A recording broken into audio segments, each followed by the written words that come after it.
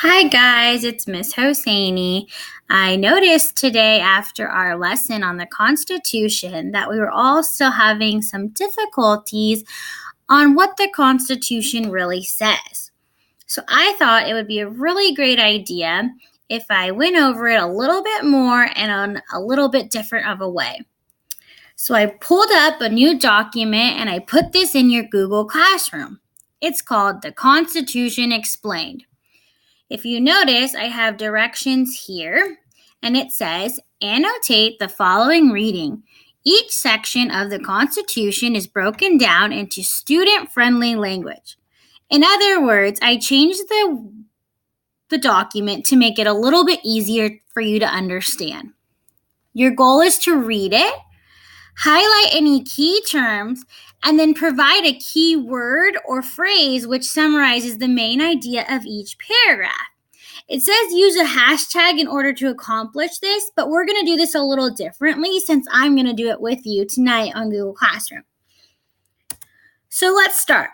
The preamble of the Constitution has no force in law. Instead, it establishes the why. I'm going to already just highlight that because that looks important to me. Establishes the why of the Constitution. Why is this document in existence? That is a huge part of our preamble. It reflects the desires of the framers to improve on the government they currently had, to be more perfect than the Articles of Confederation. Because if you recall, the Articles were just a little too weak and had a lot of problems. It also says to ensure that the government would be just and would protect its citizens from internal strife. Let's highlight that too, so we can go back to that. And from attack from the outside. It would be of benefit to the people rather than to its detriment. And perhaps, as importantly, it is intended to do the same for the future generations of Americans. A more extensive exploration of the preamble is also available. So if I had to maybe say what this whole little paragraph was saying, what could I maybe say this was in a little summary? I might say the preamble is the why we have the Constitution. And I think if you guys are kind of following along with me, you probably would agree with that.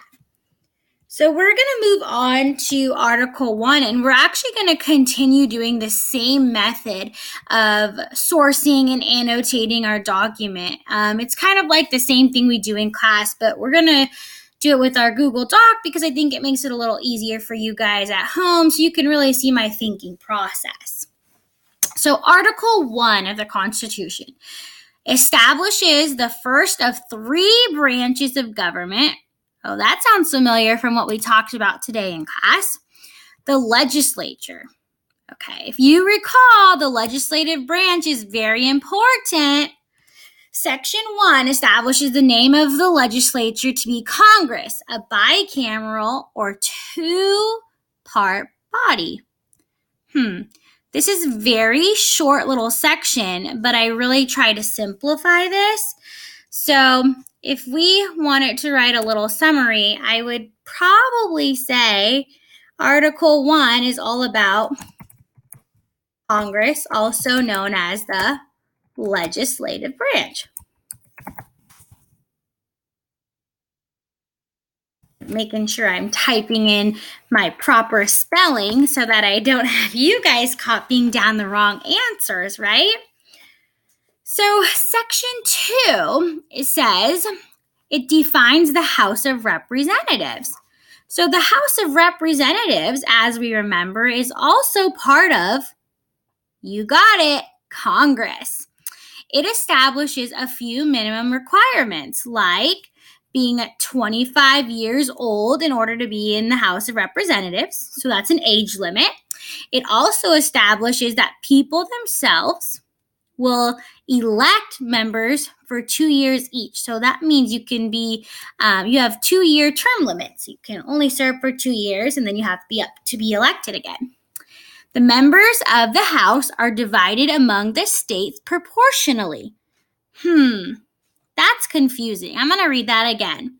The members of the House are divided among the states proportionally.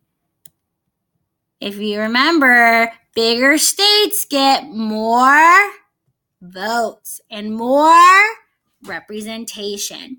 So, according to size, giving more populous states more representatives in the House. I'm going to actually highlight that whole thing because I think that's a really good sentence. The leader of the House is the Speaker of the House, chosen by the members. Does anyone know who that might be now? If you guessed Nancy Pelosi, you're totally right. So if I had to make a summary word or phrase, I'm going to go with House of Representatives. And I'm even going to put based on population, because I think that's really important to remember that the House of Representatives is based on population and that each state is a little bit different based on their size. So I think we're kind of getting the annotating part, but what I think is even better is that I'm even getting a better understanding of Congress, and I'm hoping that now you're seeing it a little bit easier, our Constitution broken down. So let's keep going. Section 3 defines the upper house of Congress, the Senate. Excellent. So we're going to highlight this one. And if you don't like the way I highlight, you can choose any color, which is really cool about doing it on your own at home, is like if you respond better than with pink or underlining, feel free to do that. I just like to highlight it on my Google Docs because I can see it better. So again, it establishes a minimum requirement. So you actually have to be 30 years old to be in Senate, which is a little different than the House of Representatives. Senators were originally appointed by the legislatures of the individual states, but that's definitely changed now. You actually have to be elected. They serve 6 years each, so their term limits, if you notice, is longer than our representatives in the House, which is a nice little big difference that they have, actually. Each state has equal suffrage in the Senate. Suffrage, if you guys remember, means vote, right? So they have equal votes in every state. So each state actually gets 2 votes. So it actually says that right here. Each state has the exact same number of senators, 2 each, regardless of the population. So California, with its huge population, has exactly the same amount of representation as our small little Rhode Island. So that's just a way to have some more equal fairness going around. This section introduces the vice president, who is the leader of the Senate, called the president of the Senate. The vice president does not vote unless there is a tie. So for us, I think a simple way to summarize this is Senate, which is based on, I'll say, equal population. I think that's probably the most important from that small reading. So let's carry on a little bit more here. Section 4 says that each state may establish its own method for electing members of the Congress, and mandates or requires that Congress must meet at least once per year.